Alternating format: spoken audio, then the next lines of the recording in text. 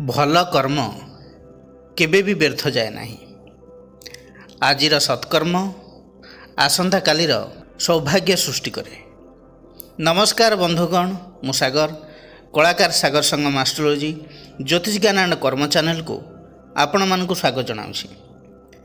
ଆଜି ଆମେ ଆଲୋଚନା କରିବା ବିଛା ରାଶି ପାଇଁ ଏହି 2026 ମସିହା ଜୁଲାଇ ମାସ କିପରି ରହିବ, ଗ୍ରହମାନଙ୍କର ସ୍ଥିତି କ'ଣ ରହିଛି, ନବଗ୍ରହମାନେ କି ଫଳ ଦେବେ, ସବୁକିଛି ସ୍ୱାସ୍ଥ୍ୟ, ଶିକ୍ଷା, love relation, finance, married life, job or profession ଏବଂ ବିଜନେସ୍ ବିଷୟରେ ଡିଟେଲ୍ସରେ ଆଲୋଚନା କରିବା। ଆସନ୍ତୁ ସର୍ବପ୍ରଥମେ ନଜର ପକାଇବା ଗ୍ରହ ଗୋଚର ସ୍ଥିତି ଉପରେ। ଆପଣଙ୍କର ରାଶିରୁ ଚତୁର୍ଥରେ ରାହୁ, ପଞ୍ଚମରେ ଶନି, ସପ୍ତମରେ ମଙ୍ଗଳ, ଅଷ୍ଟମରେ ରବି, ନବମରେ ବୁଧ ଏବଂ ବୃହସ୍ପତି ଅବସ୍ଥାନ କରିଛନ୍ତି ଏବଂ ଦଶମରେ ଶୁକ୍ର ଏବଂ କେତୁ ଅବସ୍ଥାନ କରିଛନ୍ତି। ଜୁଲାଇ 17 ତାରିଖ ଠାରୁ ରବି ନବମ ଭାବରେ ଅବସ୍ଥାନ କରିବେ ବୁଧ ବୃହସ୍ପତିଙ୍କ ସହିତ। ବନ୍ଧୁଗଣ, ଏହି ବିଚାର ଜନ୍ମରାଶି ଚନ୍ଦ୍ର ରାଶିକୁ ଆଧାର କରି କରାଯାଇଛି। ଯେଉଁମାନଙ୍କର ବିଛା ରାଶି ଓ ବିଛା ଲଗ୍ନ, ସେମାନଙ୍କ ପାଇଁ ଏହି ଭିଡ଼ିଓ ଅଧିକ ଫଳପ୍ରଦ ହେବ ବୋଲି ଆମର ଆଶା ଓ ବିଶ୍ୱାସ। ତେବେ ଆସନ୍ତୁ ସର୍ବପ୍ରଥମେ ଆଲୋଚନା କରିବା ସ୍ୱାସ୍ଥ୍ୟ ବିଷୟରେ। ଏହି ଜୁଲାଇ ମାସରେ ଆପଣଙ୍କର ସ୍ୱାସ୍ଥ୍ୟ ଅବସ୍ଥା କିପରି ରହିବ। ଫାର୍ଷ୍ଟ ହାଉସ୍ ଆମର ଶରୀର, ଲଗ୍ନ ଭାବର ଅଧିପତି ମଙ୍ଗଳ ସପ୍ତମରେ ଅବସ୍ଥାନ କରିଛନ୍ତି ଏବଂ ଲଗ୍ନକୁ ବୃହସ୍ପତିଙ୍କର ଦୃଷ୍ଟି ରହିଛି। ଏହି ମାସରେ ସ୍ୱାସ୍ଥ୍ୟ ପ୍ରାୟତଃ ଭଲ ରହିବ। ଶରୀରରେ ଉତ୍ସାହ, ସାହସ ଏବଂ କାର୍ଯ୍ୟକ୍ଷମତା ବଢ଼ିବ। ପୂର୍ବରୁ ଯଦି କିଛି ଛୋଟମୋଟ ଅସୁବିଧା ଥାଏ, ସେଥିରେ ଧୀରେ ଧୀରେ ସୁଧାର ଆସିପାରେ। ଶରୀରରେ ରୋଗ ପ୍ରତିରୋଧକ ଶକ୍ତି ବୃଦ୍ଧି ପାଇବ। ମଙ୍ଗଳ ସପ୍ତମରେ ରହି ଦୃଷ୍ଟି ଦେଉଛନ୍ତି ଲଗ୍ନକୁ। ମଙ୍ଗଳ ଷଷ୍ଠ ଭାବର ଅଧିପତି ହୋଇଥିବାରୁ ଶରୀରରେ ଅଧିକ ଉଷ୍ମତା, ଏସିଡ଼ିଟି, ବିପି ଅପଡାଉନ୍ କିମ୍ବା ଆଙ୍ଗର ଇସ୍ୟୁ ରହିପାରେ। ଅତ୍ୟଧିକ ପରିଶ୍ରମ, ନିଦ୍ରାର ଅଭାବ କିମ୍ବା ଅନିୟମିତ ଖାଦ୍ୟାଭ୍ୟାସ ହେଲେ ଥକାପଣ ଅନୁଭବ କରିପାରନ୍ତି। କିନ୍ତୁ ଲଗ୍ନକୁ ବୃହସ୍ପତିଙ୍କର ଦୃଷ୍ଟି ମାନସିକ ଶାନ୍ତି ଏବଂ ପଜିଟିଭ୍ ଥିଙ୍କିଂକୁ ବଢ଼ାଇବ। ଚିନ୍ତା, ମାନସିକ ଚାପ ଥିଲେ ମଧ୍ୟ ସେଥିରୁ ଆପଣ ମୁକ୍ତି ପାଇବେ। ମୋଟାମୋଟି ଭାବରେ କହିବାକୁ ଗଲେ ଏହି ଜୁଲାଇ 2026 ବିଛା ରାଶି ପାଇଁ ସ୍ୱାସ୍ଥ୍ୟ ଦୃଷ୍ଟିରୁ ଏକ ଭଲ ଏବଂ ସନ୍ତୋଷଜନକ ମାସ ରହିବ। ମେଜର ହେଲ୍ଥ ଇସ୍ୟୁ କିଛି ନାହିଁ। ମଙ୍ଗଳଙ୍କର ଲଗ୍ନ ଉପରେ ଦୃଷ୍ଟି ଶରୀରକୁ ଶକ୍ତି ଦେଉଥିବା ବେଳେ ବୃହସ୍ପତିଙ୍କର ଦୃଷ୍ଟି ସୁରକ୍ଷା ଏବଂ ଶୀଘ୍ର ଆରୋଗ୍ୟ ଲାଭର ସହଯୋଗ ଦେବ। ସେଥିପାଇଁ ଏହି ମାସରେ ସ୍ୱାସ୍ଥ୍ୟ ଖରାପ ହେବାର ଆଶା ବହୁତ କମ୍ ଏବଂ ସ୍ୱାସ୍ଥ୍ୟ ଭଲ ରହିବାର ସମ୍ଭାବନା ଅଧିକ। ଏବେ ଆଲୋଚନା କରିବା ଶିକ୍ଷା ବିଷୟରେ। ପଞ୍ଚମ ଭାବ ଶିକ୍ଷାର ଭାବ।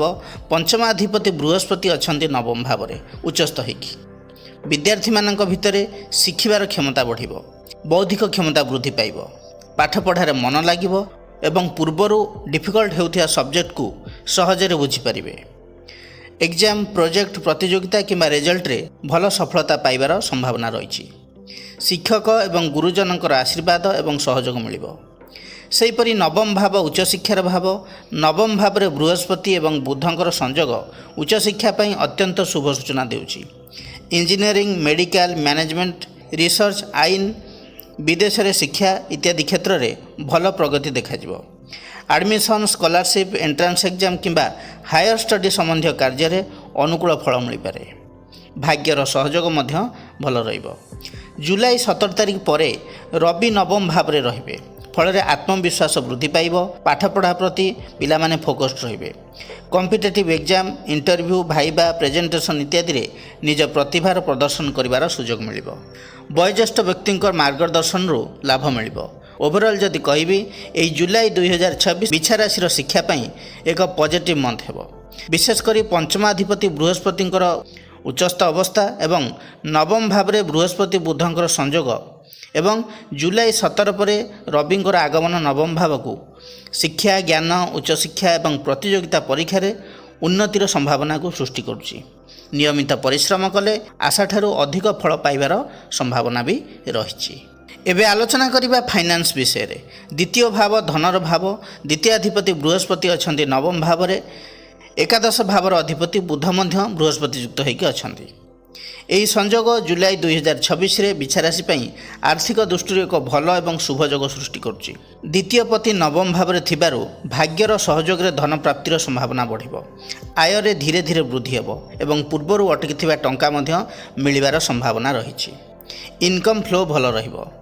ମାସର ଦ୍ୱିତୀୟ ଭାଗରେ ଇନକମ୍ ଇନକ୍ରିଜ୍ର ଯୋଗ ଦେଖାଉଛି। ସେଭିଙ୍ଗସ୍ କିଛି କରିପାରନ୍ତି। ଏକାଦଶପତି ବୁଧ ବୃହସ୍ପତି ଯୁକ୍ତ ଥିବାରୁ ବ୍ୟବସାୟରେ ଲାଭବାନ ହେବେ। ନୂଆ ଗ୍ରାହକ ମିଳିବେ। ନ୍ୟୁ ଡିଲ୍ ମଧ୍ୟ ମିଳିପାରେ। ମାର୍କେଟିଂ, ଟ୍ରେଡିଂ, କମ୍ୟୁନିକେସନ୍ ରିଲେଟେଡ୍ ୱାର୍କରୁ ଭଲ ଲାଭ ମିଳିପାରେ। ନବମ ଭାବରେ ଦ୍ୱିତୀୟପତି ବୃହସ୍ପତି ଉଚ୍ଚସ୍ଥ ଥିବାରୁ education related work, coaching centre, astrology, spiritual work, online teaching କିମ୍ବା କଣ୍ଟେଣ୍ଟ କ୍ରିଏସନ୍ ଭଳି କ୍ଷେତ୍ରରୁ ମଧ୍ୟ ଧନ ଲାଭର ଯୋଗ ରହିଛି। ନବମ ଭାବ ଆକ୍ଟିଭ୍ ଥିବାରୁ ବିଦେଶ କିମ୍ବା ଦୂରସ୍ଥାନ ସମ୍ବନ୍ଧୀୟ କାର୍ଯ୍ୟରୁ ଆୟ ଆସିପାରେ। ଅନଲାଇନ୍ ପ୍ଲାଟଫର୍ମ ମାଧ୍ୟମରେ ନ୍ୟୁ ଇନକମ୍ ସୋର୍ସ ସୃଷ୍ଟି ହୋଇପାରେ। ଦ୍ୱିତୀୟ ଭାବ ମଧ୍ୟ ପରିବାର କୁଟୁମ୍ବର ଭାବ। ଦ୍ୱିତୀୟାଧିପତି ବୃହସ୍ପତି ଶୁଭ ସ୍ଥିତିରେ ଥିବାରୁ ପରିବାର ପକ୍ଷରୁ ସହଯୋଗ ମିଳିପାରେ। ପୈତୃକ ଧନ କିମ୍ବା ତା ସମ୍ବନ୍ଧୀୟ କୌଣସି ଶୁଭ ଖବର ମିଳିବାର ସମ୍ଭାବନା ରହିଛି। ମୋଟାମୋଟି ଭାବରେ କହିବାକୁ ଗଲେ ଏହି ଜୁଲାଇ ମାସ 2026ରେ ବିଛା ରାଶି ପାଇଁ ଆର୍ଥିକ ସ୍ଥିତି ସାଧାରଣଠାରୁ ଭଲ ରହିବ ଏବଂ ଭାଗ୍ୟର ସହଯୋଗରେ ଉନ୍ନତିମୂଳକ ରହିବ। ବିଶେଷ କରି ବ୍ୟବସାୟ, ଚାକିରି, ଅନଲାଇନ୍ କାମ, ଶିକ୍ଷା, ଫରେନ୍ ରିଲେଟେଡ୍ ୱାର୍କ ଏହିସବୁ କ୍ଷେତ୍ରଗୁଡ଼ିକରୁ ଅଧିକ ଆୟ ଏବଂ ଲାଭ ପାଇବାର ସମ୍ଭାବନା ରହିଛି। ଏହା ଏକ ଧନ ବୃଦ୍ଧି ଏବଂ ଲାଭଦାୟକ ମାସ ଭାବରେ ପ୍ରମାଣିତ ହୋଇପାରେ। ଏବେ ଆଲୋଚନା କରିବା ଲଭ୍ ଲାଇଫ୍ ବିଷୟରେ। ପଞ୍ଚମ ଭାବ ଲଭ୍, ରୋମାନ୍ସ, ଆଟ୍ରାକ୍ସନ୍ର ଭାବ।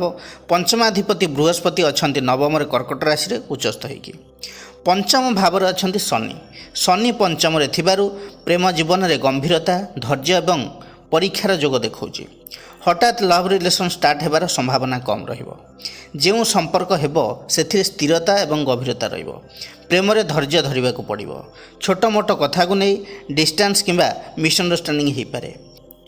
ପଞ୍ଚମାଧିପତି ନବମରେ ଉଚ୍ଚସ୍ଥ ରହି ପଞ୍ଚମକୁ ଅର୍ଥାତ୍ ଶନିଙ୍କୁ ଦୃଷ୍ଟି ଦେଉଥିବାରୁ ଶନିଙ୍କର କଠୋର ପ୍ରଭାବ ବହୁତ କମିଯିବ। ସମ୍ପର୍କରେ ମ୍ୟାଚୁରିଟି, ସମ୍ମାନ ଏବଂ ବିଶ୍ୱାସ ବଢ଼ିବ। ଲଙ୍ଗ୍ ଟର୍ମ ରିଲେସନସିପ୍ ବିବାହ ଦିଗକୁ ବଢ଼ିପାରେ। ଟିନେଜର ଯେଉଁମାନେ ଅଛନ୍ତି, ସିଙ୍ଗିଲ୍ ଅଛନ୍ତି, କାହା ପ୍ରତି ଆକର୍ଷଣ ବଢ଼ିପାରେ। ଫ୍ରେଣ୍ଡସିପ୍ ଧୀରେ ଧୀରେ ଲଭ୍ରେ ପରିଣତ ହୋଇପାରେ। ୱାନ୍ ସାଇଡ୍ ଲଭ୍ର ସମ୍ଭାବନା ମଧ୍ୟ ରହିପାରେ।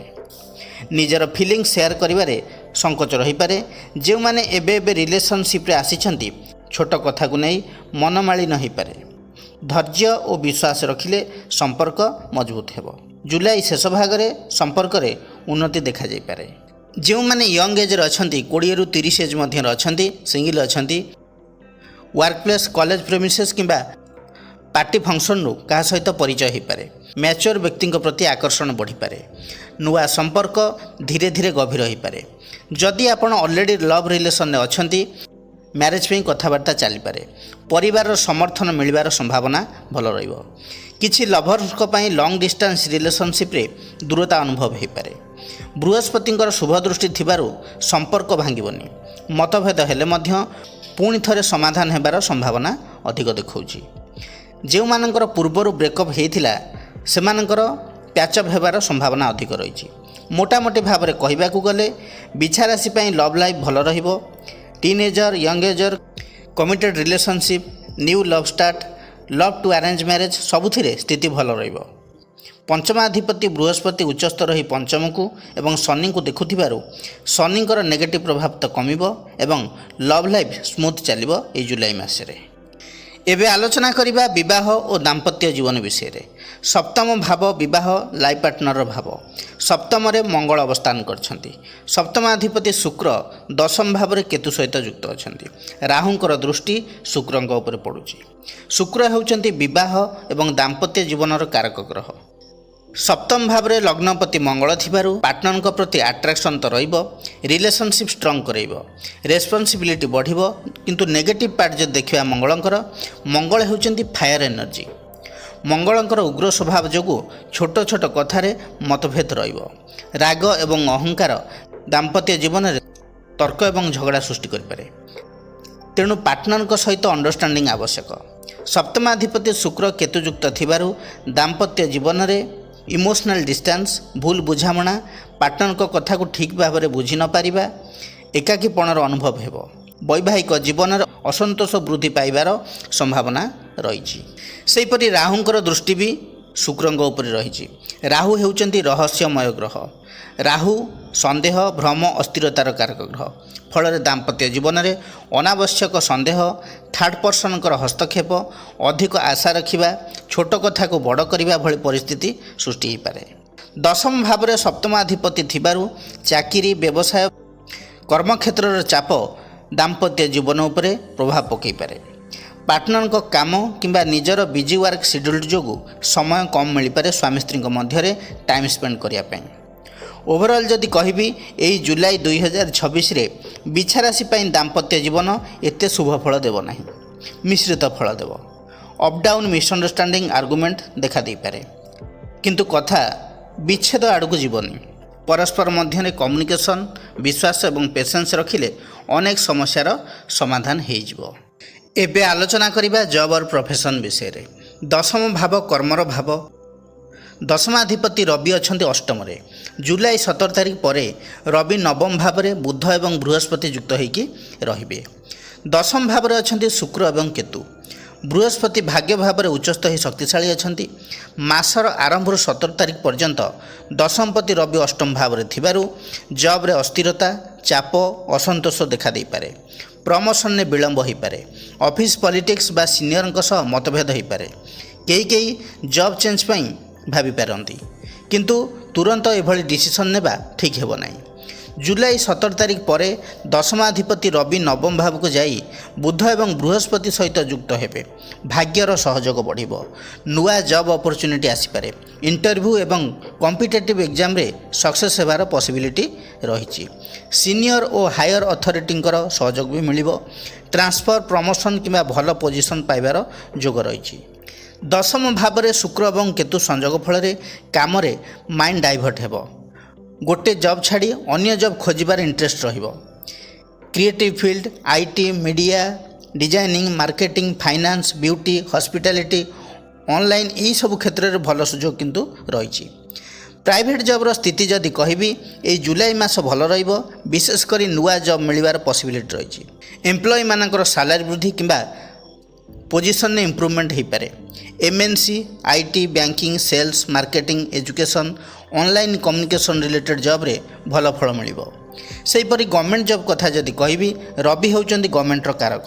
ବୃହସ୍ପତି ଓ ବୁଧ ସହିତ ସଂଯୋଗ ହୋଇଥିବାରୁ ଯେଉଁମାନେ ଗଭର୍ଣ୍ଣମେଣ୍ଟ ଜବ୍ ପାଇଁ ଟ୍ରାଏ କରୁଛନ୍ତି ସେମାନଙ୍କ ପାଇଁ ଭଲ ସୁଯୋଗ ରହିଛି। କମ୍ପିଟେଟିଭ୍ ଏକ୍ଜାମ୍, ରିଟିନ୍ ଟେଷ୍ଟ, ଇଣ୍ଟରଭ୍ୟୁରେ ଭଲ ପରିଣାମ ମିଳିପାରେ। ଯେଉଁମାନଙ୍କର ପ୍ରଶ୍ନ ଅଛି କି ଏଇ ମାସରେ ଜବ୍ ହେବ କି ନାହିଁ, ତାଙ୍କ ପାଇଁ ଆନ୍ସର ହେଉଛି ହଁ, ଜବ୍ ହେବାର ଯୋଗ ରହିଛି। ବିଶେଷ କରି ଜୁଲାଇ 17 ପରେ ପ୍ରାଇଭେଟ୍ ଜବ୍ର ଯୋଗ ଗଭର୍ଣ୍ଣମେଣ୍ଟ ଜବ୍ ଠାରୁ ଅଧିକ ଶକ୍ତିଶାଳୀ ଦେଖାଉଛି। ଯଦି କେହି IT, software, banking and finance, sales and marketing, communication, media, online digital sector, consultancy, real estate ଫିଲ୍ଡରେ ଟ୍ରାଏ କରୁଛନ୍ତି, ତେବେ ଜବ୍ ହେବାର ପସିବିଲିଟି 80 ରୁ 90% ରହୁଛି।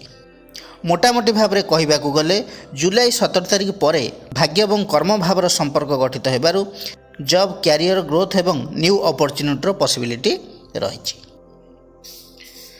ଏବେ ଆଲୋଚନା କରିବା ବିଜନେସ୍ ବିଷୟରେ। ସପ୍ତମ ଭାବ ବିଜନେସ୍ର ଭାବ। ସପ୍ତମାଧିପତି ଶୁକ୍ର ଦଶମରେ କେତୁ ଯୁକ୍ତ ହୋଇ ଅଛନ୍ତି। ସପ୍ତମରେ ଅଛନ୍ତି ମଙ୍ଗଳ।